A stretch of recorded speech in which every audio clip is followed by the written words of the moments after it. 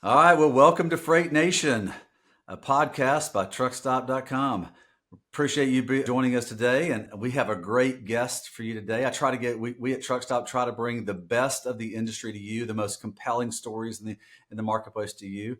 And so Freight Nation is about hearing the story, about hearing how somebody got into freight, how they maintain it, what creates success, where did they fail, what did they learn from, and what can you, as the watcher and listener of this podcast, what can you learn to help improve what you're doing inside this industry? We really appreciate you joining us today. It's a cool day. One of my great friends is joining me today, the CEO of Candor Expedited, Nicole Glenn. She's a pioneer in the industry. She's been around a long time. She kind of grew up inside of logistics. Now, look, she's in Dallas, Texas, but she's from Chicago. So she grew up in the hub of where logistics in the United States started, where all the railroads back in the day when we were trying to open up the western part of the United States, they all ended and began in Chicago. So that's what made Chicago the transportation hub, and that's where Nicole cut her teeth in the logistics industry. So excited for her to be on Freight Nation today and for you to hear her story and to learn from her. Nicole, thanks for joining me today. Thanks for joining Truckstop. Thanks for being my friend, and I really appreciate you being on today.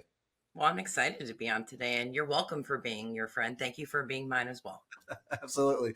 Well, one of the great things about transportation, I tell everybody new that comes into it and anybody on the outside, is that trucking and transportation is one of the greatest relationship industries in the world, if not the greatest in the world. And it doesn't matter what automation and what cool tech comes in this industry, it's always going to be relationally focused because it needs to be, because that's really truly what makes it work. So cool. So Nicole, you have a really, really cool background in kind of how you cut your teeth in the industry and how you got started. But let me ask you, before we get into the sort of the functional part of this, tell me something. As a little girl growing up in Chicago, what did you want to be when you got older? I literally wanted to be a businesswoman. So me and my friends, I didn't know what that meant. We would play office. And so we would have, computers on. And this was like, remember the Prodigy, like dial up? I mean, this is so far back.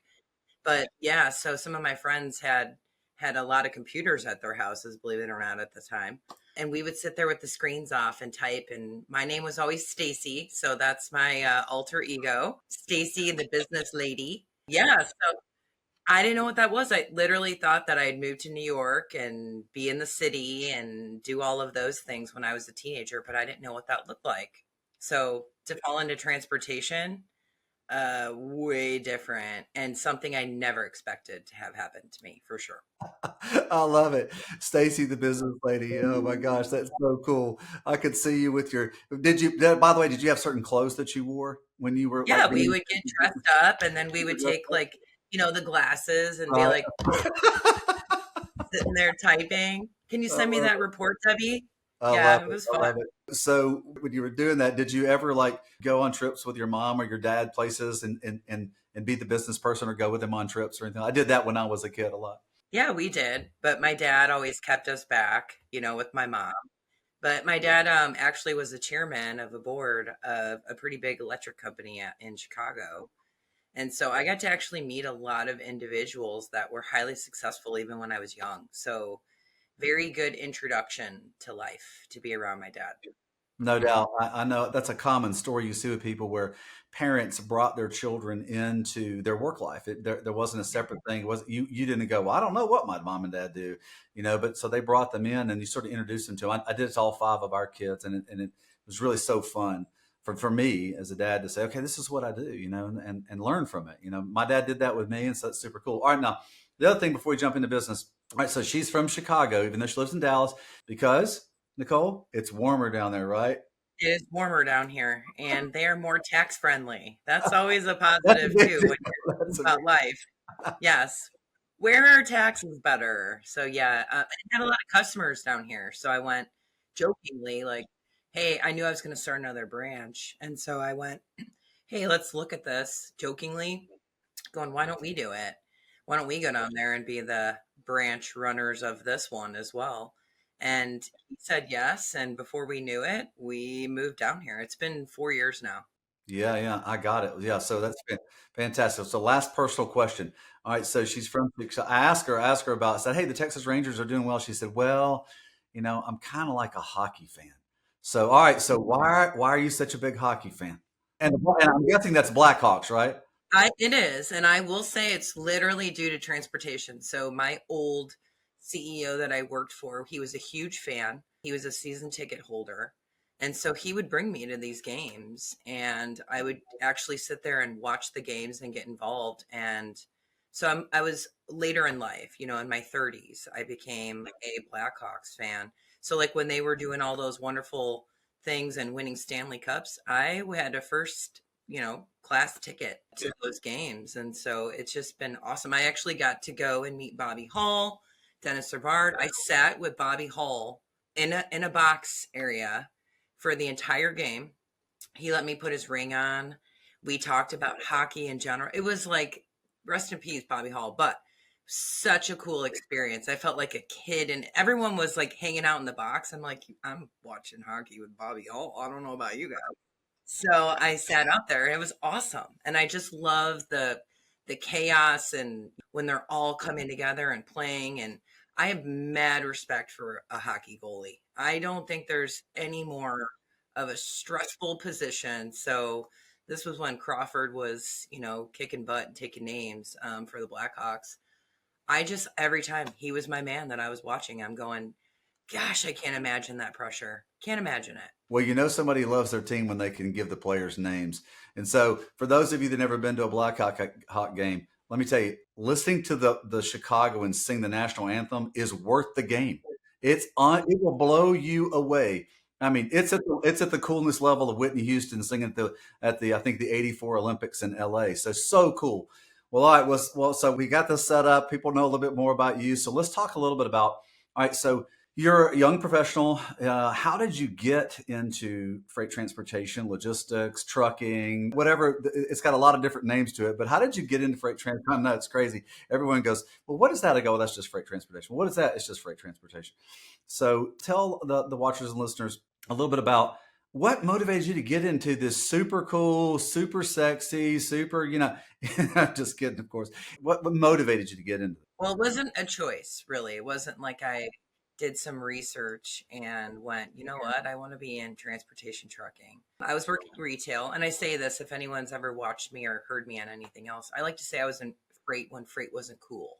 No such thing as supply chain degrees that were really known. I'm sure they were happening somewhere, but it was never really known. Nothing was ever talked about.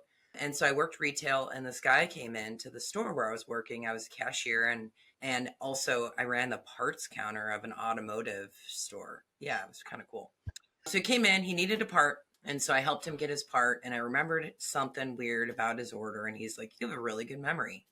And he hands me this like perforated round the edges business card. And I'm like, he's like, call me. I have positions open at my company. And so I was like, okay, this is weird. It's not even a real business card. It's like he printed it. And like, I was very, very unsure of that. And then I don't know, I got interested to go, okay, what is that really? And I'm so glad I did. I took his card, had the address on it. I drove to the business. I did the whole like look in the window because it was a house, Brent. It was a house. And so I could see there was signage and it was a house turned into a business. And there were different businesses there. And so I was like, I'm going to give this guy a call. And he offered me $10 an hour. And I was like, sold. So I literally, yeah, $10 an hour. I was 18. I was going to school at night and worked retail by day. And so I went in and I had no idea. And I was just filing. And I mean, we had a T card system. We didn't have computers yet, so we were handwriting rate cons and faxing and getting the DAT daily via fax. And there was a DAT computer. It didn't do anything else but deal with the DAT. And so it was just one of those things that over time, I started doing more and more at the business and helped him get computers and got on Excel and made our first rate confirmation that we actually printed and did accounting from handwritten receipts to getting an accounting software. And this is in 2000. You've seen the industry evolve then quite a bit. Oh, significantly. And that's what I love about it is it never stays still. Everyone like gets afraid of these new changes of things coming. And I'm like, bring it. What else we got? Because I mean, that's where the beauty of what we do comes into play, right? And so did that. And then obviously just went on and I really did every role that you can really think of. I was a backhaul dispatcher. I'd find loads for our drivers when I worked at a different company. We had owner ops, loved that, loved actually knowing the drivers. And then went on to another company where I was just in sales, and they were a small expedited company who didn't do any truckload, didn't do anything just outside of a Sprinter van straight truck local. And I was like, we can do a lot more. So my boss would go, we don't handle flatbed. And I was like, well, now we do because I know how to do that. Now I'm 23 years old.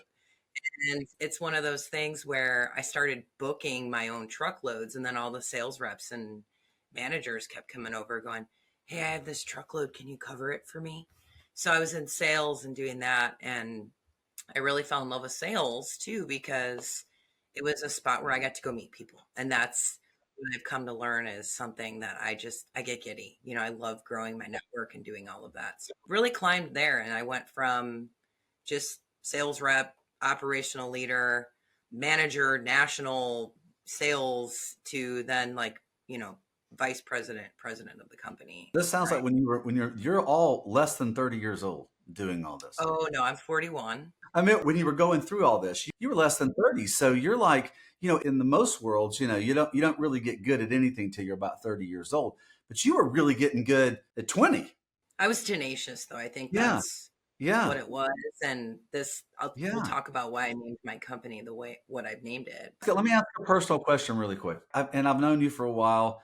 Have you always been sure of yourself? No, there's still days that I'm like, I'll say, should I be doing this? Is this really what I should, am I a good leader? Like, there's still days, I think if you're not doing that, you're not learning. Right. And so I try to remind myself that too. Like yesterday I had a ton of things going on and I get like frustrated. I'm like, all right, let's focus on what we're grateful for. Let's focus on what we're grateful for. Start the day over. So no, not every day. All right. Well, so you moved up all the way. Now you ended that last statement before I said, asking you a little personal question there. You said you moved all the way up to being the leader of the business. Tell me a little bit about being the leader of somebody else's business. Well, it's different than running your own for sure. But it really put me in the trenches with how to build a team. And being a sales rep for a long time, you're really taught to be greedy and focus on growing your numbers and trying to bring in your customers and move your freight, right? And then that transitioned, right? So now I have this team of people. We built a fleet as well during that. And so now I had drivers underneath me that, would come into my office and I knew them. I knew their families. I saw them. And so it puts this complete different perspective of being an independent in a company versus being collaborative, creating a group of people all towards the same mission. It was a lot of fun. I mean, it still is hard running someone else's company. I do not want to diminish that at all. But it was I got exposed to finance, something I'd never really been a part of before, and taxes and things that I didn't know. Picking a new TMS system, doing implementations, and so it's different to be a leader of that than just an employee of that. You have to be the person that's cultivating the change, but bringing the comfort along of making the change. Cultivating the change and bringing the comfort. Can I put that as a Nicole Glenn quote? Absolutely. And it's something we have to do every day. We're in that phase today at our company. We're implementing a new TMS, and the C word, I would say it's the worst word. It's the change word. It's always hard on everybody. I'll tell you what. So you are creating success. Obviously, you've created success. And look, it all comes with hard work. It all comes with taking risk. It all comes with, failing. Now, you don't always fail completely. You just fail some, right? So, by the way, life's all about failure and moving forward. That's how we learn. That's how we get better. So, so you got all the way to running somebody else's. Obviously, you've had success along the way, but something inside of you said, there's got to be something a little more. And then you took a Yep. big leap. So tell me can you remember like the time when that sort of in your brain where you said, The moment. yeah, tell me about the moment. Yeah, tell me about the moment. So I was on vacation and I'm standing at a pool and I get a phone call while I'm standing there trying to get in with my twin boys and young daughter. And it's like, hey, this is falling apart, right? This is, and again, it was over dramatic response that was happening from just what was going on in the day. And I paused for a minute. I had to like do some customer interaction. And I went, you know what? I think I'm ready to make these decisions on my own. I think I am. I think I'm ready to dive into something different and try this. And so I actually, the decision to leave, I had it then, but I didn't leave for another 7 months because I had such a profound love for the company and the people, and I still do to this day. The CEO of that company is like a dad to me. So I still do. And so it was a really tough decision to leave it, but I was ready for that next challenge. And so to get the courage and to make sure that I was sure, right? So I was like, I'm going to let this marinate. And then also to like get through the seasons because now it's July. We're in busy freight season. And again, this shows you how much I like loved. I'm like, I could never leave now. We have the rest of the year to finish out. So I waited until January that next year and gave notice and left. And it's still, I mean, even when I started my own business, I didn't love it as much as I loved that one. And I said to myself, am I ever going to love my own company more than that? But because now I went from a collaborative team, and the people that I knew and trusted to by myself. I had no one to bounce ideas off yet. I had no one to talk through. And now my dad, my business dad, he's gone, and I got to like do this stuff on my own. So at first it was very nerve-wracking to do that. Yeah.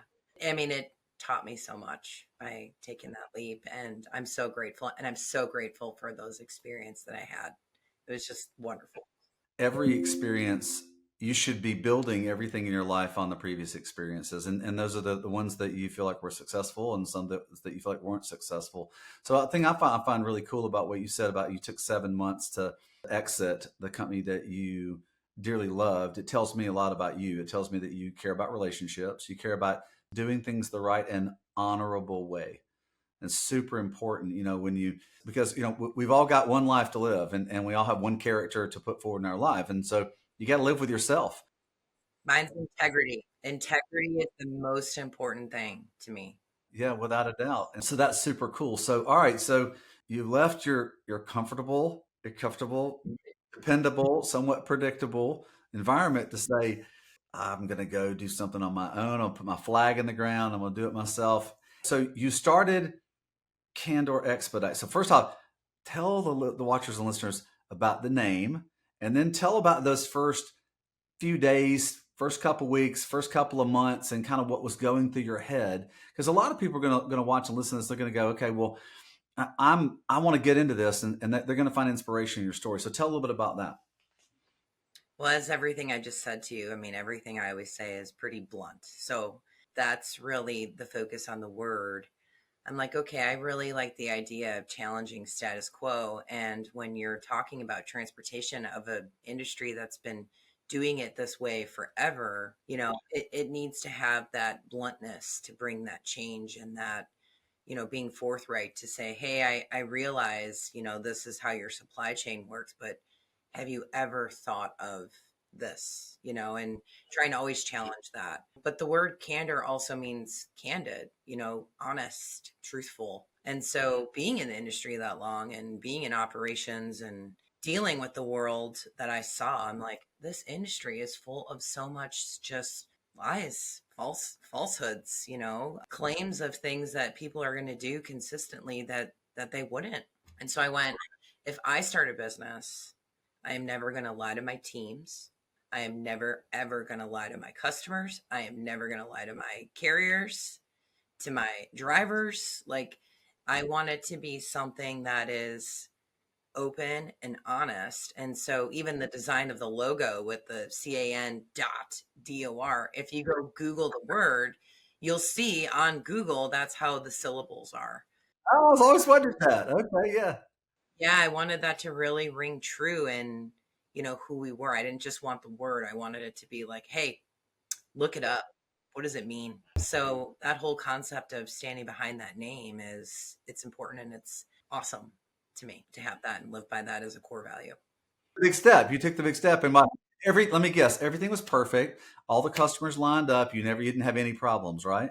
No, it was terrible. You're excited though. You're on a different level of a high, right? So now your first couple of days are, I got to find computers, and I got to find how I'm going to do my accounting, and I got to find, it's all about finding stuff during that time. And so I had made a promise too that I would not solicit those accounts that I had grown. And so I was starting anew. So I had this sense of like excitement getting all of these things lined up. I had someone alongside of me. I had a business partner to start. And I thought, okay, I knew at that time that I was making the wrong decision with the person that I was bringing in. But again, I was like, I did, but I felt like this will help me. It didn't work at all. And so we were together and I was running the business. And he was more of like behind the scenes, I guess you could say. So I lost a good friend in that process because, again, being blunt and honest, I just eventually had to say, like, sorry, this is not the way that I want to do business, not the way that I planned to grow a business, and I'm afraid of our future together. So at that point, I had to start over again in 2018. So I had already had a team, and he had taken the team with him, and all the supplies. So I had to start over again. In 2018. Yeah. So I lost like, a good friend of mine at the time because emotions come into things. I learned so much from that too, and lost some of my employees and had to start over. And it's so funny because I look back at that time and I go, why didn't I just at that point go, I'm done? But it was never an option to me. It was like, okay, I got to redo this. Let's go. I got to redo this with myself. So it was a tough couple of years, but, I was on the road meeting clients, bringing customers in. I never had my own like space. I always went in with my team and sat with them and worked with them. And so, I mean, it was a lot of work. I had a couch in the office and I would sometimes sleep on it. So I didn't have to. And I remember I went to Walmart one day and I bought some clothes and I like hid them in a drawer because I'm like, I don't want people to know that it's my weirdo owner sleeping at the office without a shower. So, I mean, you're really, really dedicated during that. And you still are. I mean, I still am. We're almost 7 years in and I still am, but it's a different level of like go mode when you first get going. And you have no money.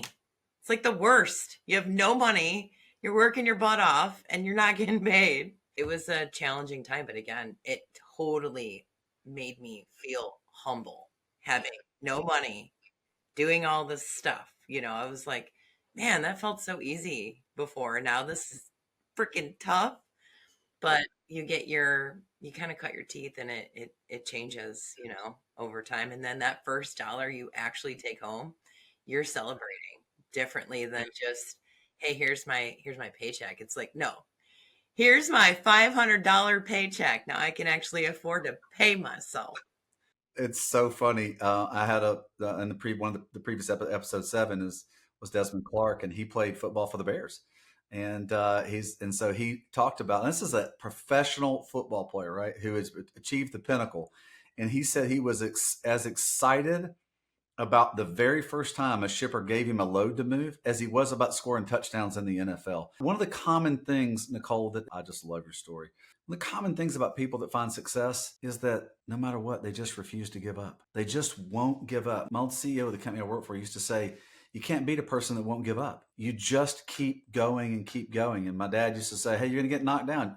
The person that wins is the person that keeps getting up. Keep getting up and showing up every day.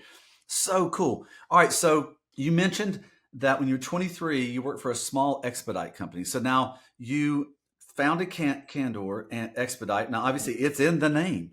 So you're in the expedite part of the marketplace. And one of the cool reasons why, other than I just dearly love you as a friend, and being on this is just fun to talk about business, and I wanted people to be motivated by your success story, is that you chose to go into a different sort of segment of transportation that's very unique and very difficult to work. It doesn't have near the sort of organizational level that like full truckload freight does. So tell me a little bit about why you decided to stay in the expedite world and where are the highs and lows in that? Oh man, there's a lot of highs and lows in that. You don't walk in. So we have evolved from just, we have a couple of different companies too. But when we started, the whole concept for me was, you know, solving something, solving a problem. And you don't walk in and have, you don't go to your TMS and there's just all these shipments on there that, are part of your routing guide. And, November 19th already, you have shipments to plan and carrier sales to move that. Even though I'd been a part of that world, I really liked the idea of solving a problem and bringing a solution. And it's the hard, when you say the low, you would think that it's well, it is the hardest way to get a customer, right? You're going, hi, you don't know me, I don't know you, I don't know what your business is like, but do you ever have something that you really need someone to trust that you don't even know me and don't trust me yet, and I'm asking you to have it, right? So it is hard to break through to the customers on that side of things. And again, over time you start building your credibility, you have testimonials, you have stories and case studies to show how you've helped improve supply chains. So it can be really tough when you're starting off to do that. But then after you establish and you show that you really are what you say that you are, that relationship spins differently, right? Because now you actually are trusted, and you are trusted with the most random and hardest things that a shipper will have. And now you're their go-to. So I've seen it, and we've definitely done it here, that those other businesses that I'm talking about that we have now are really customer driven. I didn't just go, hey, I want to be in this, and hey, I want to do this, and hey, I want to do that now. There's a need. Customers have come to us and said, hey, can you do this? So we built out a whole white glove division. So now we have, high touch freight, that the crazy stuff, go inside sixth floor genie lifts and like all of these things that are really challenging for shippers. Same thing, we'll talk about refrigerated freight. We're stepping into a new sector there. We became TSA certified due to our customers' requests for air freight. Yeah, so now we've built, and again, I know we say expedite, Brent, but we've built even the concept for a customer with how e-commerce is going, and the need for really utilizing smart equipment. So tailoring the equipment to the shipments. So now we've built utilizing expedited equipment in a non-expedited nature for a customer with milk runs. It's allowing them to have more flexibility in their supply chain. You had truckload and you had LTL, and then you had local cartage, right? There's these sortation centers, and there's different things where there's middle mile and there's final mile, and the supply chain's evolving. And so that's how we've been able to evolve our company, is based upon those changes. So, but expedite is really tough, and we're in this really weird spot. You and I talked about this the other day. There's some companies, they're teeny tiny in the expedited space, where, it might be a one-man band or a couple of people. And then there's the companies that are really made it everything they do, and they could have, hundreds of drivers under them, and they've built the owner operator fleet, and they're at brokerages as well. So we're like in this middle ground. We're not huge, but at the same time, we're not tiny anymore. And so with that is, people go, who are your direct competitors? And I'm like, well, I don't know. We have a lot of different people in that space. So again, it is challenging, especially right now on the expedited side. I mean, we had automotive makers all on strike. Who do you think is the first group to feel when freight volumes drop? Hey-o, we're here. We're the excess. We're the need it now. So when companies are cutting their budgets, that's the first spot that they go. But again, diversifying your business, and again, still staying in your niches, not becoming jack of all trade, master of none, but still kind of branching. Here's your main tree, and then building your branches off of it has really been the saving grace, because it's a tough freight market out there right now. Yeah, no doubt. So I wanted you to thank you for explaining a little bit about why you sort of went into expedite, but also how you were enhancing your business by other, well, what you say, revenue opportunities out there in the market. So the reason I said that is that for a while, especially during the pandemic when rates were so high, we had a lot of expedited people coming into the full truckload marketplace, which is all the freight that's on Truckstop. And they were moving some full truckload freight because the rates were so high. And so I learned a little bit more about the expedited part of the marketplace then. I've got two of my best friends that are in the expedited business, and so it's not just you, and then you be the third one. So so it's just a fascinating part of the market that with sort of the Amazon effect in things, it's beginning to really build out into a super, super big opportunity out there. So one of the coolest things that you and I got to talk about when we were at the ATA show was about how you've really saw an opportunity in a marketplace and you started going into what sounded like just fascinating, but super hard to handle. Frozen, I'm going to say frozen, not the movie Frozen, but frozen, aspect part of the business.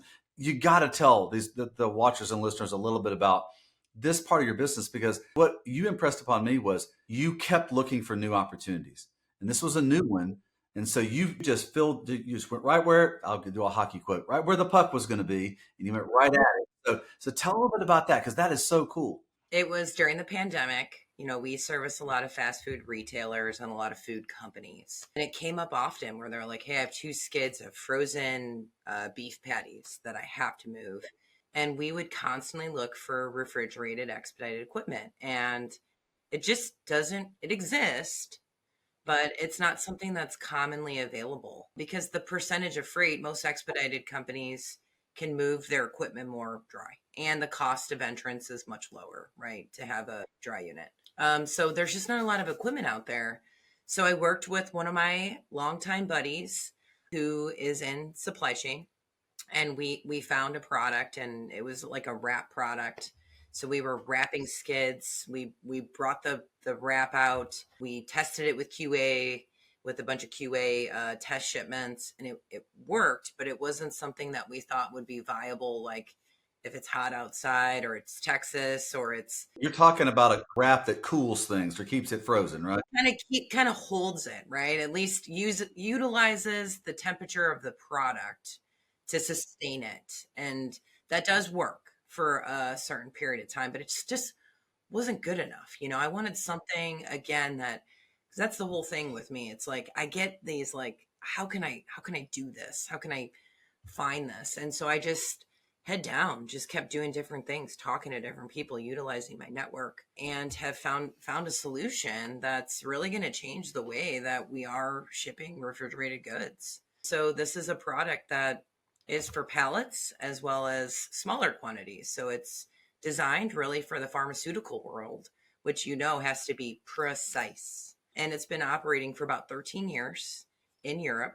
Yeah, so it's a ton of research. The incident ratio is under 1% of things going crazy with it. And you basically place your materials inside of this box that is maintaining the temperature from a cooling mechanism inside the box. It's all recycled goods, so it's all on the sustainable approach. And it's something that a customer they just get to rent.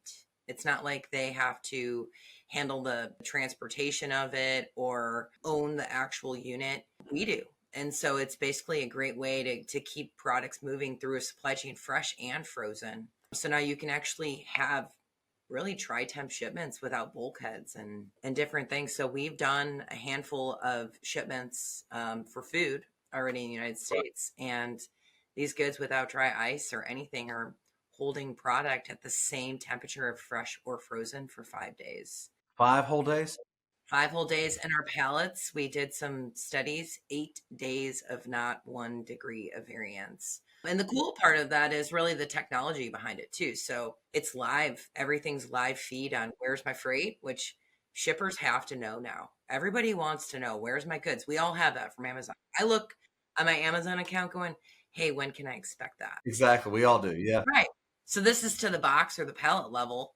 And then you can actually see inside what the temperature is. And then if something goes off course with temperature, we're all being red alerted to either pull over, get that box or that pallet off the road and make a course correction with it. So it's just something that's really state of the art coming to the industry. But that emphasis was seeing a problem and going, okay, I'm going to stay after this. And it's very exciting to actually have found something and to bring this to the market and plan on scaling this out on a national level is another new venture for me, a new spot, and I'm learning a ton with it. But it's just fascinating to see how this can actually happen and change. And it's all from that concept of who do I know? How can I get something accomplished? So, from the standpoint of the growth of your business, what type of percentage growth are you estimating that this could help your business?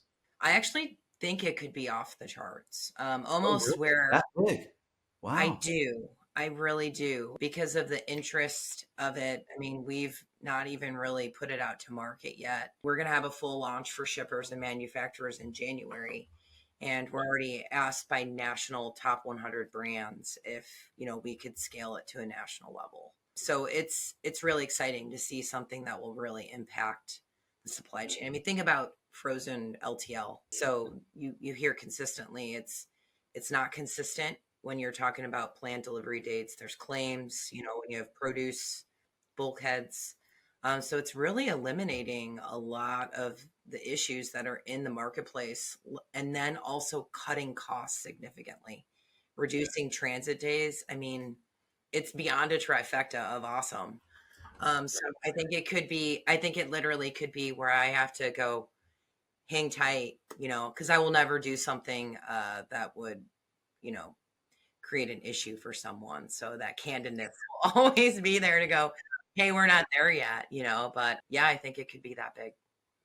Well, the pioneers in any part of a growing marketplace, it's always, you make estimations, you take these risks, you press forward, and then you learn as you go, and you try not to, as I like to say, drive the bus off the cliff, right? Because yeah, because you can with opportunity can make you forget to dot your I's and cross your T's all the time because you're growing so fast. That's one of the problems during the pandemic. People were moving so fast that it was hard for a lot of businesses to grow. So we've got about 4 or 5 minutes left. And so I want to shift a little bit real quick because I want to talk about one of the cool things about you is that you have a real passion for to create opportunity for females inside of this industry. And you are always talking about that. Now, like, I'm not saying you're not balanced on, hey, you want to create opportunity for anyone because at Candor and the businesses you were before, it wasn't about one person. It was about creating an opportunity for anyone that wants to take the opportunity because that's the balance and that's the type of person you are. But in the end, you are an example for females that want to increase their career, take an opportunity to grow a business or start a business or do those sort of things. So they see you as an example. So you've gotten a lot of awards, and so you've been very well recognized, and you're very well sought after. People want to talk to you and learn from your story, and so I think that's super awesome. And I got to say this because it was a really proud moment for me to be able to, for Truckstop to be able to, and with TIA and with Women in Trucking, award you the 2022 Distinguished Woman in Logistics Award. So that was super, super proud moment just for me and for Super, you. super proud moment for me. Yeah. Couldn't believe it. I was So so excited. yeah, these are the past winners of these are all these notable names in the marketplace, and so now you're one of those notable names in the marketplace. And so talk a look for a couple of minutes about why specifically talking about and encouraging women to succeed inside of this marketplace is important to you. Well, when I first got in, so when we talk about when freight wasn't cool, I would go into rooms where it would be me and 60 men, or it would be me, like conferences, maybe 5 women and 800 men. And I'm not exaggerating. It was very, very male driven. And then I did watch some women step into the space and try to be vocal and try to be passionate about the business. And they got kind of blocked. It was, ooh, she's tough or this or that. And it bothered me to see that. It's considered to be a strong male to walk in a room and have a viewpoint and an opinion and make change. And it was a challenge for some women. And then I thought as well, like, this is a great spot for women to grow up, and the industry needs women. They need, I mean, you just get different viewpoints, and you get different emotional intelligence, you get different planning. I mean, all sorts of differences. And again, that's very like top level men to women concepts. Everybody has their own individual thing. But I just thought during the pandemic, I wanted to start a podcast. So I started one called Ladies Leadership Coalition. And we brought together 5 business owners in transportation, all different backgrounds, all different modes. And I didn't think it would go to where it did so far. I mean, there's no funding, there's no sponsorship to this. It's just all of us coming to want to lift and tell other women's stories too, to keep showing women that they have the ability to press forward in this industry, and it's their time to do that.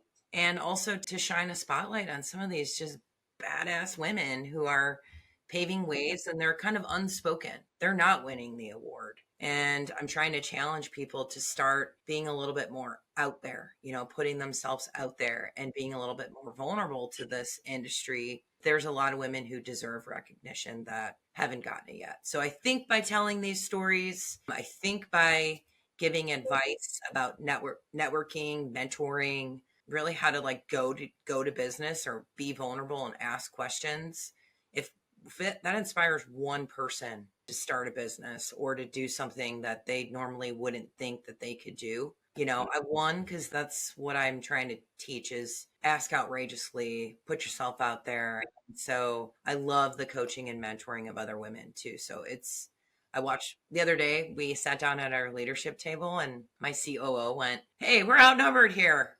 And again, nothing's ever intentional. It's just, we're open. We're open to all walks of life. It doesn't even mean women. It means we are focused on being a diverse company. And I think if you're trying to teach that, you got to live it too. And so it's our time, ladies. Let's jump in and have some fun, right? Well, yeah, I agree. So to me, it's always been my heart to see people have an opportunity to succeed at whatever they choose to go try to succeed at. Now, look, I will say this. You started out in 2000 in this market, and it's 2023. You worked for 23 years. And so it takes time, and it takes patience, and it takes gumption, and it takes integrity, and it takes all of things. Yeah, and grit, another great word. Grit means you won't give up, right? So even when you have to separate from your partner and start all over and sleep on your couch so that you just don't give up no matter what. And to me, that's one of the things that I see your story, and I want other people to know your story, is that part of finding success is just the continued dedication to pursuing it. And so to me, that's really what motivates me, and why I appreciate your story so tremendously, and why I was so glad just to have you on today, and for people to hear the story of Nicole Glenn and her life and to benefit from it. So it's been such a pleasure talking to you today. You've brought such value to Freight Nation, to this near and dear to Truckstop and near and dear to me. And so thank you very much for being on today and being a part of Freight Nation. You're now episode 8, which is super awesome for me. So, and anything Truckstop can do to help you forward your part of what your endeavor of creating more opportunity for women in logistics, we certainly would be happy to celebrate and support with you. But thank you so much for being on Freight Nation. I'll let you close with any final statement. I will say that if you are interested in starting a business, and it's something that has been a passion for you, and you're trying to really build up the concept behind that, please reach out to me. I would love to talk to you independently and help you in any way that I can to make those changes. Males, females, whatever. I'm here for you guys. Just reach out. I'm always on LinkedIn. So thank you too, Brent, for having me on. Oh my gosh, it's been fantastic. Well, that's a wrap, Freight Nation. Let's all thank Nicole Glenn for being on today. She's been fantastic. And just at Freight Nation, we exist to help you learn more and try to find success inside of the freight transportation in the United States. So thanks a lot, and join us the next time.